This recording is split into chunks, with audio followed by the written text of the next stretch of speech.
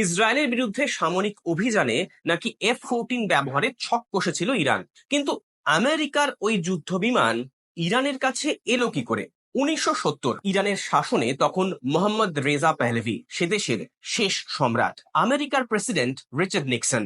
মধ্য এশিয়ায় ইরান তখন আমেরিকার বল ভরসা। শিক্ষা, বাণিজ্য, অর্থনীতি মোহাম্মদ রেজার নেতৃত্বে ছুটছে ইরান। দেশের সামরিক ক্ষমতাও বাড়াতে চান রেজা। দেশের আকাশ সীমাকে সুরক্ষিত করতে আমেরিকার কাছে অত্যাধুনিক F-14 এবং প্রচুর ক্ষেপণাস্ত্র চাইলেন ইরানের শাহ। নিক্সন রাজি, তেহরানকে 80টি F-14 বিক্রির চুক্তি করল ওয়াশিংটন। 79টি বিমান পৌঁছতে পৌঁছতে ইরানে বিপ্লব শুরু।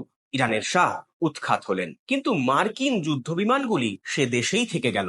ইরান ছাড়া আর কোনো দেশকে আমেরিকা ওই যুদ্ধ বিমান বিক্রি করেনি। আমেরিকা এই বিমান আর ওড়ায় না, কিন্তু 40 বছর পরেও F-14 ইরানের বায়ুসেনার সম্বল। চোরাই পথে যন্ত্রাংশ এনে জোড়াতালি দিয়ে অ্যান্টিক হয়ে যাওয়া যুদ্ধ বিমানের এখনো কয়েকটি টিকিয়ে রেখেছে ইরান।